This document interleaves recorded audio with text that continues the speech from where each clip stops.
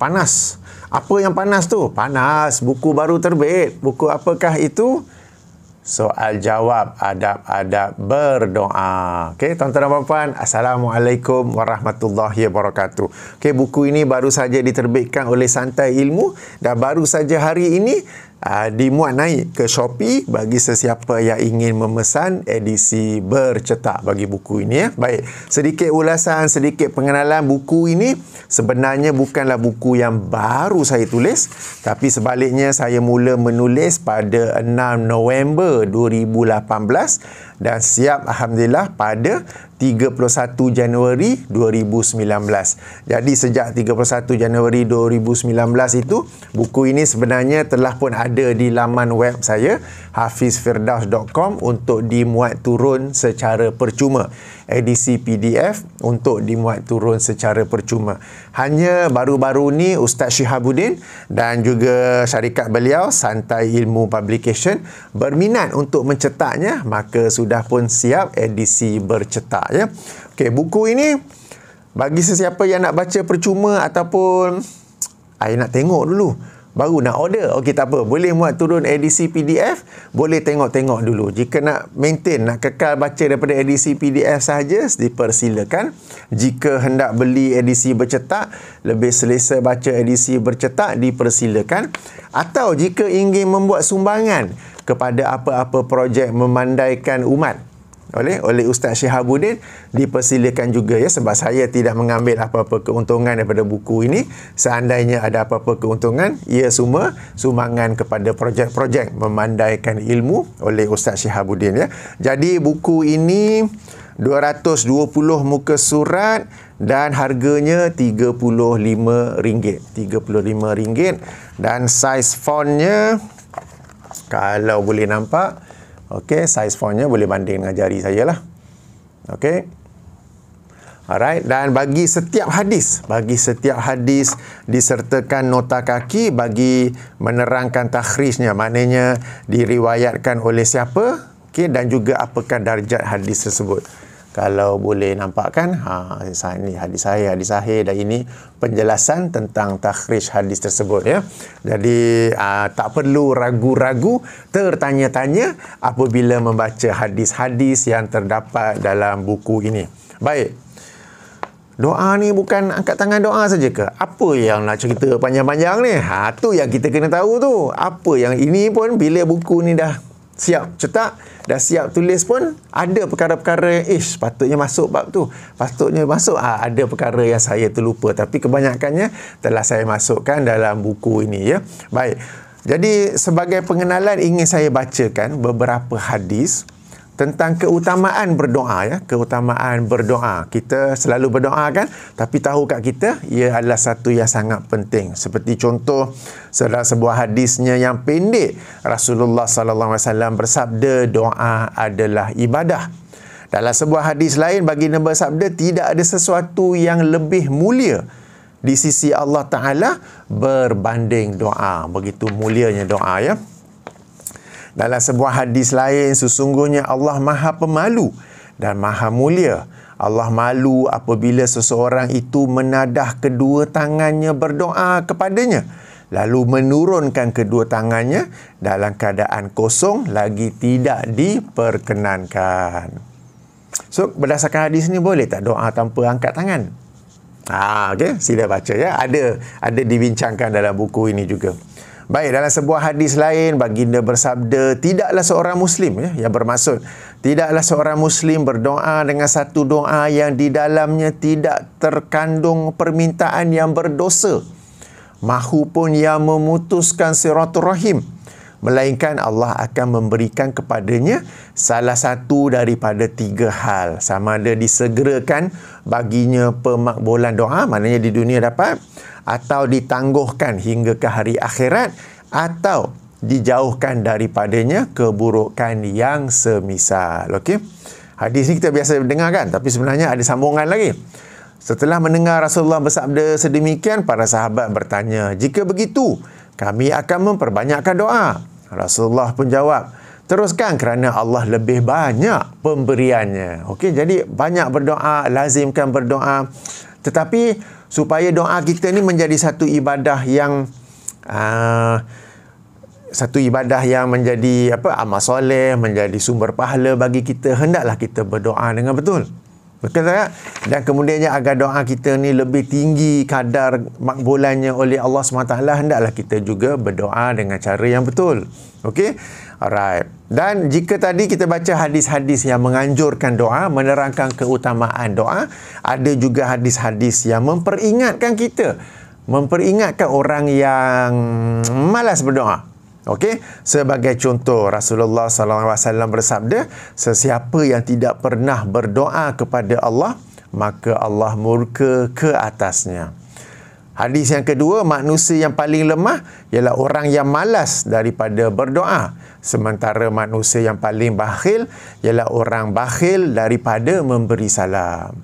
So macam ni, orang yang lepas mayang terus bangun tak doa tu, kira Allah murka kepadanya ke? Okey. Ada juga dibincang dalam buku ni. Okey, jadi jemput baca ya. Jadi banyak isu yang saya bincang ya. Sebagai contoh, saya baca beberapa ni. Sebagai contoh, apakah kesan apabila dikatakan doa adalah ibadah? Okey, apa maksud dan dalil ikhlas dalam berdoa? Okey, doa pun ada ikhlas ke? Okey. Alright. Beberapa contoh lain. Yang ni masyhur. Kat Malaysia, kalau doa tu, dia ingat macam doa ni sistem demokrasi. Kalau lagi ramai doa, lagi tinggi kadar kemakbulannya, kan? Jadi ada satu soalan yang dibincang di sini, bolehkah doa secara berjemaah? Di Malaysia suka doa secara berjemaah, kan? Selepas solat fardu, dalam majlis-majlis, kalau pergi majlis perkahwinan pun ada dipanggilkan ustaz untuk bacakan doa. Semua orang angkat tangan, sama-sama mengaminkan, kecuali saya duduk je, tak layan, tak angkat, sebab bukan sunnah Nabi SAW. Betul ke bukan sunnah Nabi? Okey, sila bacakan ya doa berjemaah, satu doa yang apakah ia selari dengan sunnah Nabi atau ia selari dengan sunnah masyarakat kita. Termasuk ustaz-ustaz yang bila ada event kita panggil dia baca doa, dapatlah kan.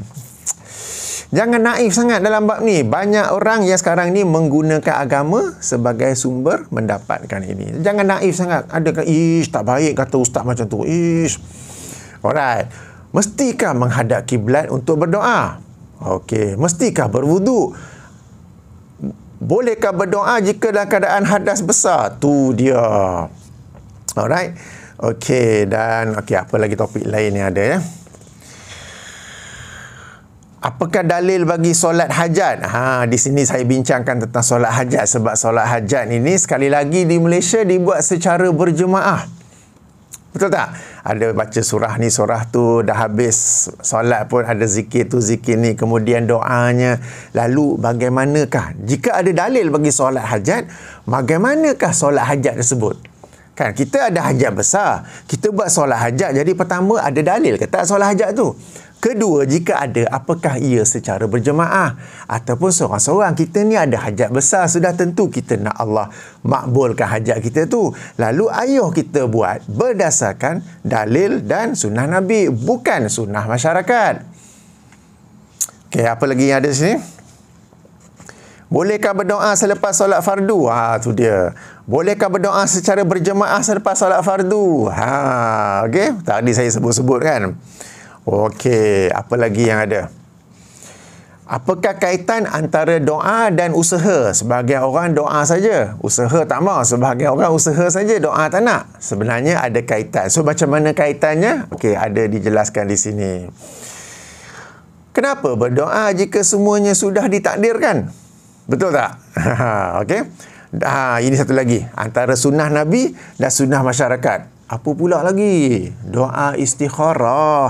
Macam mana yang Nabi ajar dan macam mana yang menjadi kebiasaan masyarakat kita, yang menjadi sunnah masyarakat. Kan sunnah kita lepas tu berdoa. Doa istikharah. Lepas tu ternanti-nanti mimpi menjadi petanda. Ataupun esoknya sedang jalan-jalan, tiba-tiba jalan jatuh lalang longkang. Itu difahami sebagai petanda. Padahal tak tengok jalan. Atau jalan-jalan kena kejar anjing. Okay. So, doa istikharah yang Nabi ajar tu, petanda je, petunjuk dia tu macam mana sebenarnya? Okey. Okey, bolehkah mendoakan rest in peace? Kadang-kadang kita dengar orang non-Muslim yang famous ke, yang selebriti ke apa ke meninggal dunia, ada saja di kalangan Muslim yang menyebut rest in peace. So, apakah dibolehkan kita mengucap sedemikian? Walaupun ia sekadar ucapan, sebenarnya ia adalah satu bentuk doa juga ya. Jadi itu sebagai contoh beberapa soalan yang dibincangkan dalam buku ini ya. So, tentu ada bab lain lah, doa tentang kuat, tentang okey, apa yang menjadi kebiasaan masyarakat kita. Sebab doa ini adalah satu ibadah, adalah satu amal soleh yang sangat mulia di sisi Allah. Tapi banyak doa ni kita buat berdasarkan sunnah masyarakat, bukannya sunnah Nabi SAW. Lepas tu, kenapa doa aku tak makbul ya? Allah tangguh hingga akhir akhirat kot. Kan? Tadi kita baca hadis kan? Sebab kita berdoa kepada Allah bukan berdasarkan adab-adab yang Allah sendiri gariskan dalam Al-Quran dan sebagaimana Rasulullah SAW ajarkan dalam hadis-hadis baginda. Kan?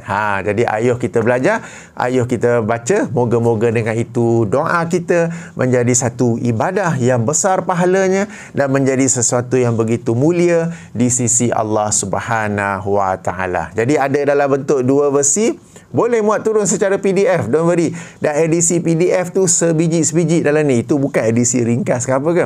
Edisi PDF sebiji-sebiji seperti dalam buku. Kalau nak edisi bercetak atau kalau nak buat sumbangan, sila pesan ya.